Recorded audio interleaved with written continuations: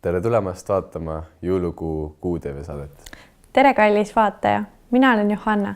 Ja mina olen Mattias. Petersoni gümnaasium oli jõulukuul kaunistatud ilusate ehetega ja mandariini lõhna võis tunda ka koridoride lõppu. Aga vaata, mida või keda huvitavat võis leida siin detsembrikuul.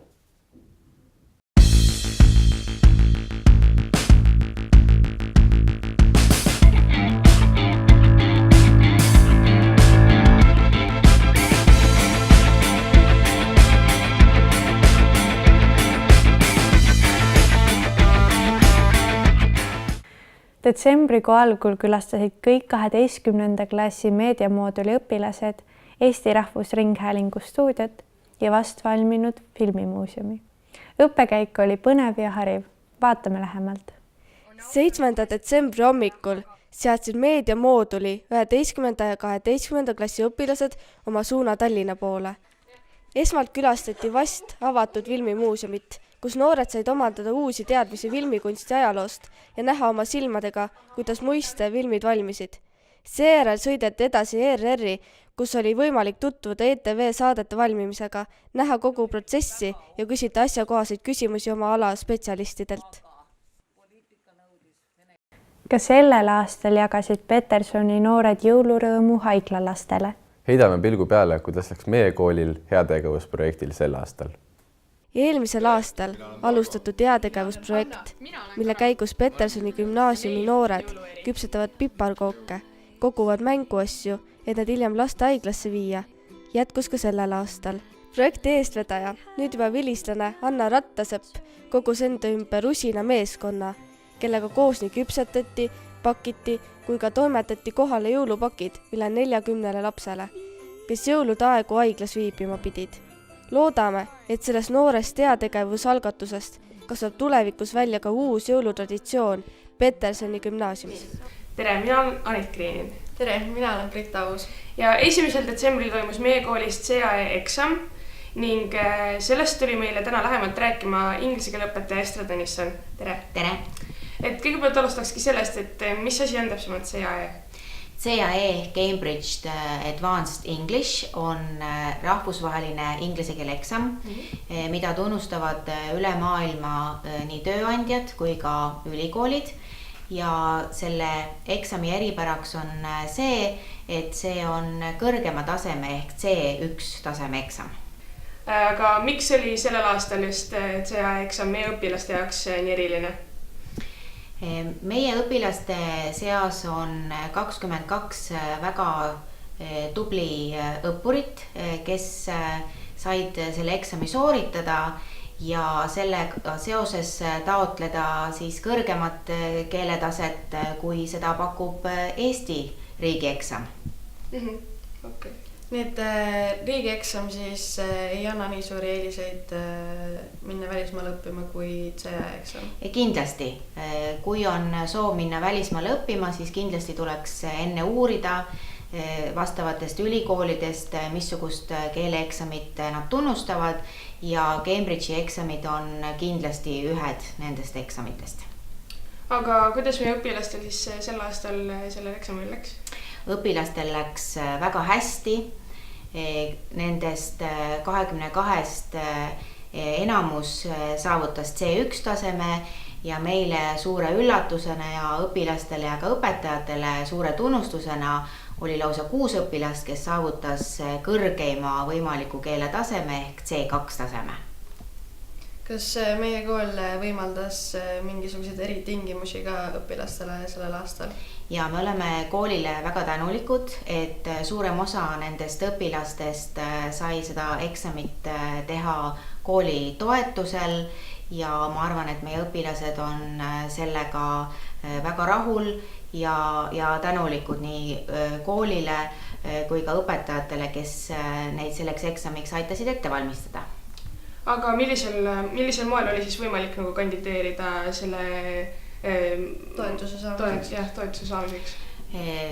Kõigepealt me tutvustasime seda võimalust klassides ja õpilased koostöös õpetajaga, kes soovisid kandideerida sellele nii-öelda kompensatsioonile, siis pidid kirjutama motivatsiooniavalduse, mille jaoks neil just seda kõrgemat keeletaset tarvis läheks ja samuti pidid nad läbima proovieksami, mille järgselt siis õpetajad koos otsustasid, kes võiksid olla potentsiaalsed kandidaadid.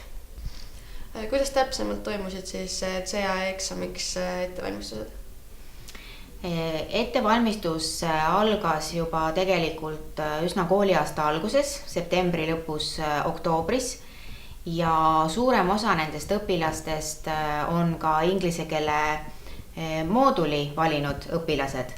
Nii et ettevalmistus toimus eraldi kursusel, mis kannabki nime C1 kursus ja samuti ühinesid selle kursusega ka mõned õpilased, kes ei ole inglise keele moodulit valinud ja võtsid selle nii-öelda endale lisaks.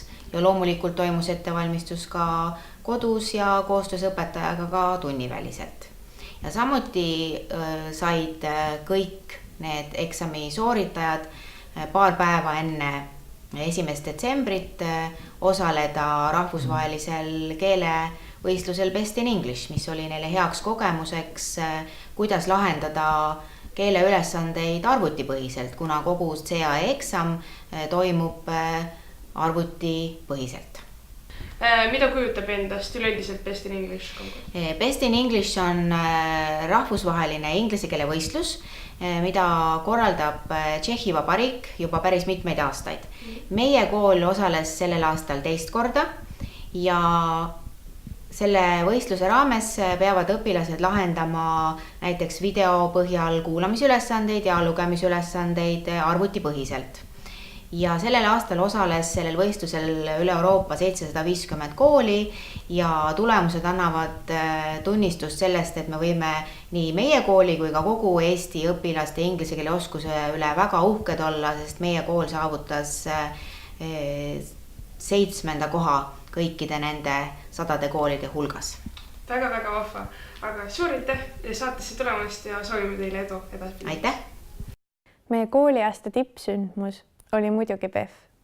21. detsembril kogunes koolipere, et imetleda kaasõpilaste loodud videoid, talendikaid esinejaid ning näidata tantsuoskusi meie oma kooli DJ-de saatel. Kaidi reportaaž tänavuselt jõulupeolt annab üle energia, mis valitses tol õhtul.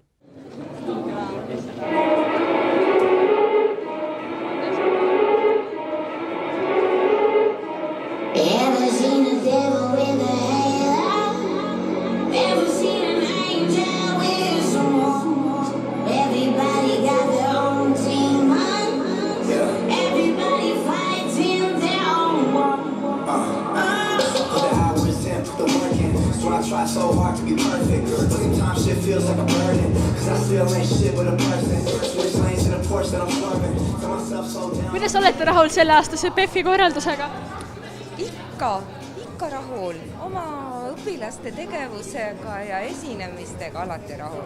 Ja eriti tore on see, et meie armsad ülistused on ka kohal. See teeb kõige rohkem rõõmu. Täitsa meeldib. Meenutab just seda, mis on juba olnud. Sellest mõttes on bänd ja filmid ja aga see ongi PEF, nii et ma arvan, et ma olen väga rahul. Mina olen väga rahul. Filmid olid päris naljakad, olgugi meie klassi teinud, aga teiste olid väga lahedad. Mikrofonid ei töötanud vahepeal ja videod räägisid seal ja Suurepärane, nii tore muusika ja nii toredad ettekanded ja asjad ja inimesed ja väga lõbus on. Kuidas olete rahul toiduvalikuga? Eelmisel aastal olid hästi maitsvad soolapulgad, mida see aasta ei ole ja neid küll tahaks. Aga need kringlid on täitsa söödavad ja ma arvan, saab hakkama. Toiduvalikul pole midagi viga, täitsa maitse on. Puuviljad on minu enda tellitud, nii et sobivad.